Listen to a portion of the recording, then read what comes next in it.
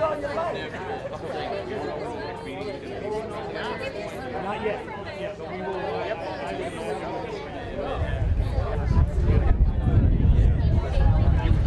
Right after I talk to them. Yeah. When you call. Oh, really? Okay. So first of all, your name? Travis Bryant.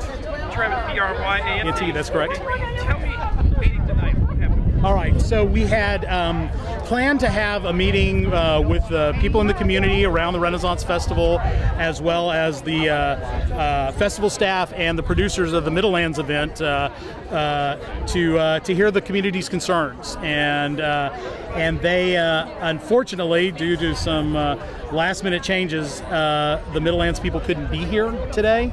And so rather than them getting it secondhand, we felt like it was best for us to reschedule the meeting at a different time so that they could actually be here and hear these things.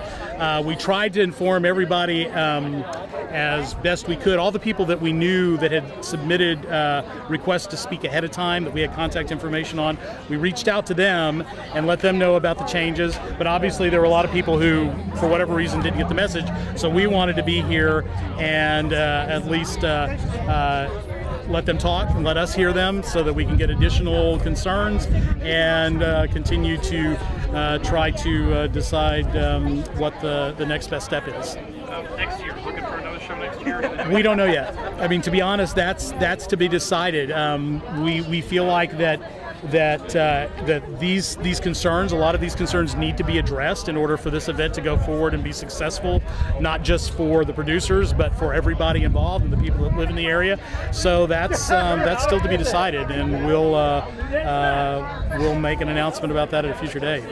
I don't think you do anything. 76 and no real complaints. Right. We also turn out what event. Yeah. Complaints. Tell me a little about that. Well, I mean, the Renaissance Festival's kind of grown with the community for one thing, and obviously there's a little bit difference between the kind of, particularly the amount of sound level that a 16th century recreation of an English village would create versus a electronic dance music festival with 5 stages, and so that was the new element. It's not like we haven't had events out here before, but this was a different kind of event. It was a concert, and concerts can be a little loud sometimes, and this one was a little bit of a shock to the system, I think, for the residents in the area. What about traffic? Traffic did not seem that bad that night. No, traffic was really not an issue. A large part of that was due to the fact that this was a camping festival, kind of along the lines of something like, say, Coachella, Lollapalooza, something like that. So the majority of the people that came camped. And when they camped, they were on the property for all 3 days. So there wasn't a lot of driving back and forth. There were some people that came out just for the day, but they were a smaller percentage of the total attendance. What about people today? What are you hearing out here today from these people that you just talked to? Knowing that it's showing up, and I'm sure they've said something about this. Well, yeah. I mean, there were I think there were several takeaways. One of them obviously was the level of the sound and how loud it was, how the levels of, particularly on the bass side, how late into the evening the concert went.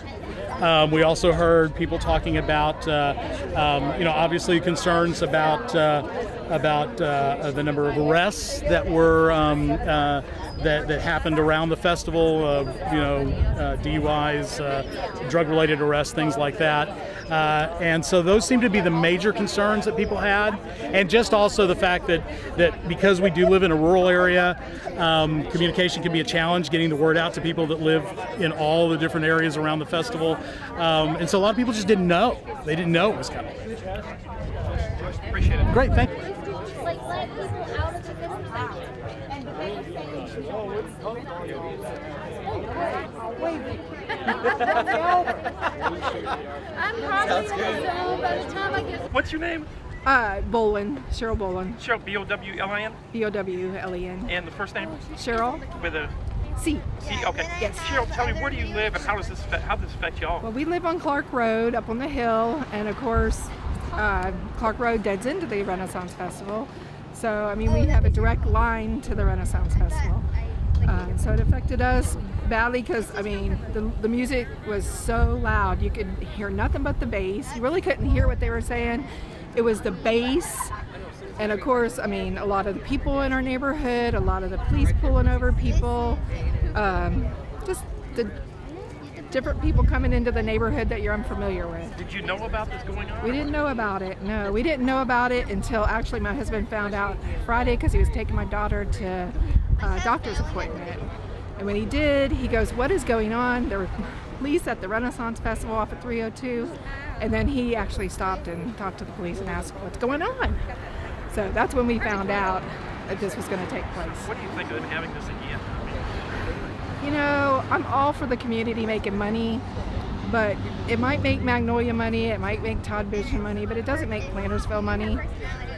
And obviously the person who owns the Renaissance Festival, he doesn't invest in our community.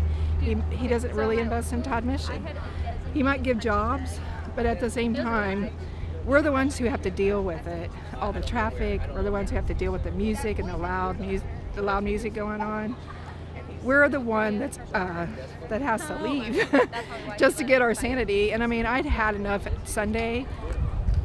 Sunday is a no-no.